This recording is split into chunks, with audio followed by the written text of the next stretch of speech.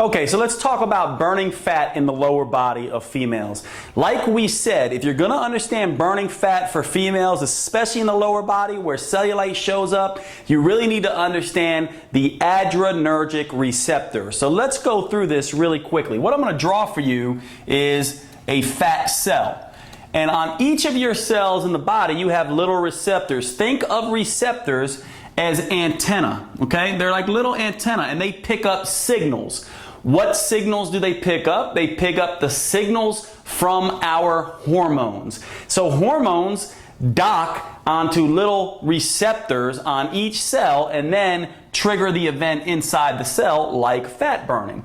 Well, there's different types of receptors on these fat cells. One is a beta receptor, B for beta, and the other, which looks a little bit different, is an alpha receptor, A for alpha. Now the beta receptors, B, stand for burn. They burn fat. The A stands for alpha, which stands for anti-burn. And they inhibit fat release. And so now you got this situation where you have betas and alphas.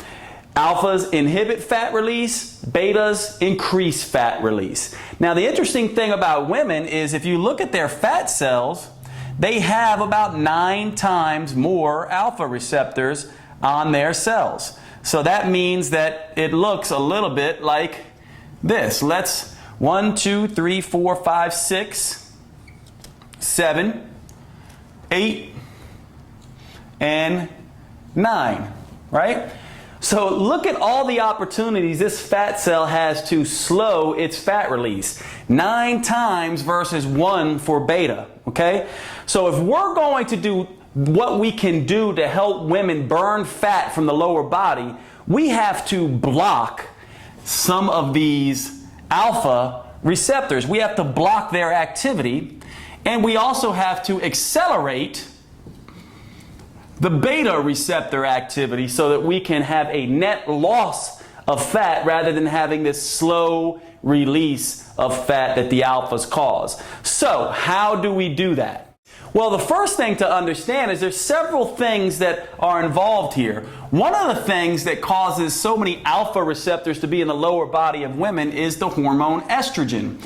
Now, it's debatable whether lowering estrogen in the female body will result in lowering the alpha receptors. Some people argue that can't happen. However, when you look at transgender individuals who are undergoing male to female conversion and female to male conversion, there are interesting population to study because they are voluntarily undergoing a lot of hormone replacement to make their bodies look more like a man and less like a woman, or more like a woman and less like a man. And this is where a lot of the research we've gotten for this particular program actually comes from, believe it or not. So that research tells us that if you have less of an estrogen influence and more of an influence from testosterone, let's say, and human growth hormone, you are going to have less of an issue with fat gain in the lower body. Now obviously we don't want too much testosterone and HGH, right? We don't want too much of those things, but we do want them to be in balance with estrogen. We also want to make sure that we limit our estrogen exposures as well.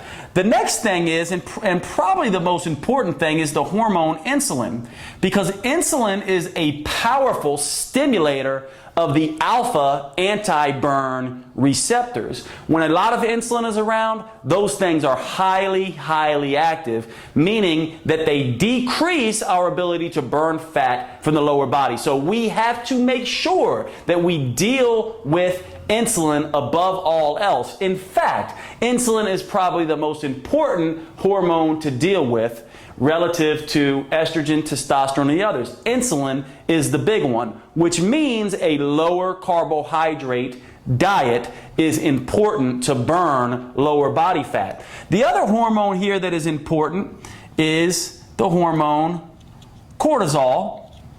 And this is simply because cortisol and insulin both, when they're around in very high amounts, increase fat gain, mostly around the middle, believe it or not. However, the other thing these two hormones do is make us hold on to water.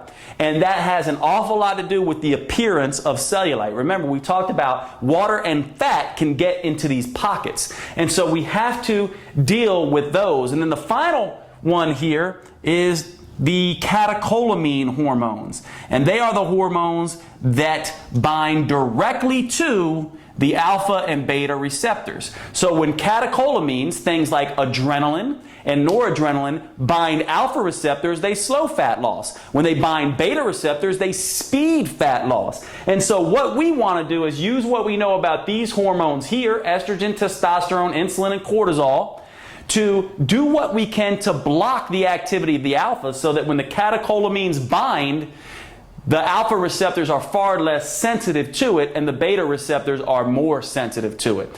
So that is going to be our approach, taking a hormonal approach, not a calorie approach.